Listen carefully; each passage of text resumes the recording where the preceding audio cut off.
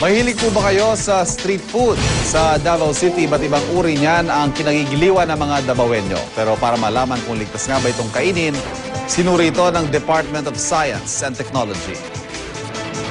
Patok sa mga Davaoenyo ang mga street food tulad ng kwek-kwek, bituka ng manok at chicken skin.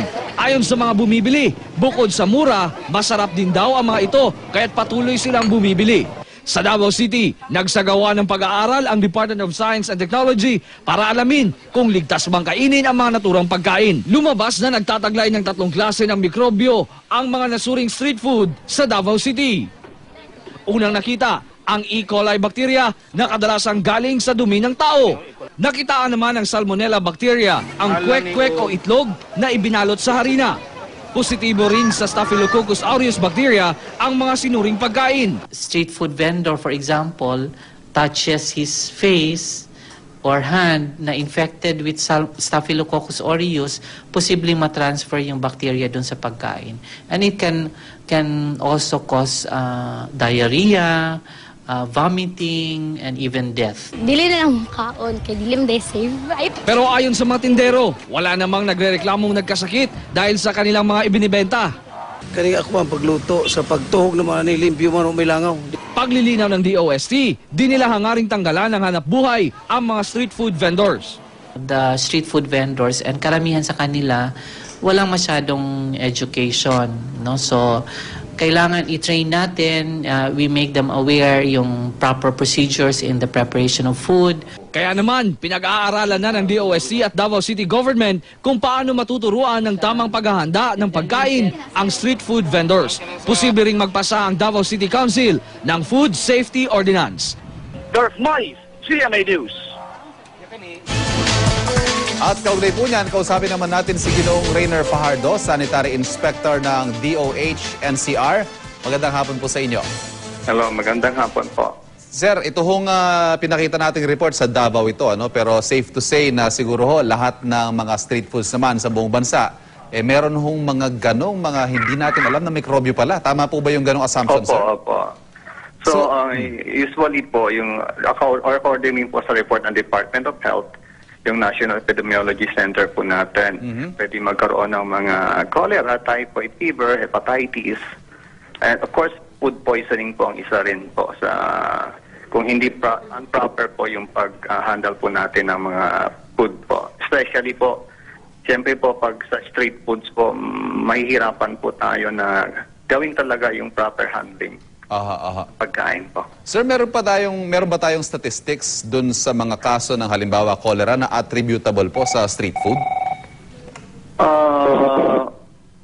Sir, actually, meron po mga matagal na po mga po 'yan but ngayon po wala po akong hawak na statistics, sir. Pero masasabi po natin marami sa mga kaso ng lalo na sa sikmura, yung mga sakit sa sikmura ang nanggagaling po sa street foods, ano? Opo, kasi po diarrhea ang usual po niyan Then yung mga pwedeng magkaroon tayo ng pagsusuka, pagtatae, and mga abdominal pain. Pwede pong galing po yan sa maruming pagkain po. Sir, is there a way na mariregulate ho ng DOH or any agency of government ang ganun pong mga klase ng pagkain? Dahil alam naman ho natin nagkalat yan, ano? Baka pwede hong i-regulate. May ganun po bang efforts ang DOH, sir?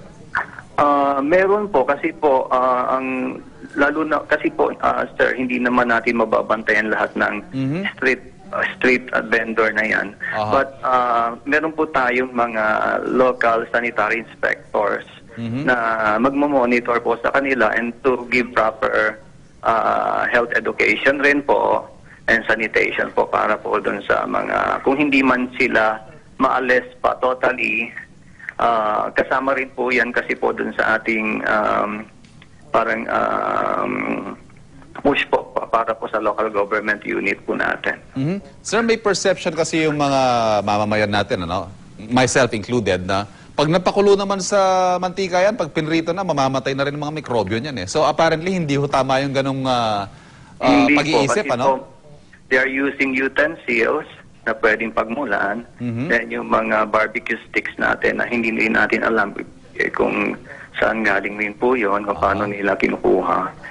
So, pwede rin po, and yung air po, of course, nakaano po sila, kumbaga open air, so mahihirapan po. Kung wala talagang hugasan, so mahihirapan po talaga na yung proper hand washing ang mawawala rin po sa kanila ron. Aha. Ginoong Fajardo, panghuli na lamang po, baka may babala tayo sa ating publiko at doon naman sa mga hindi talaga maaawat na kumain ng street food, ano na lang ho siguro yung pwede nilang gawin para maingatan din ang kanilang mga sarili?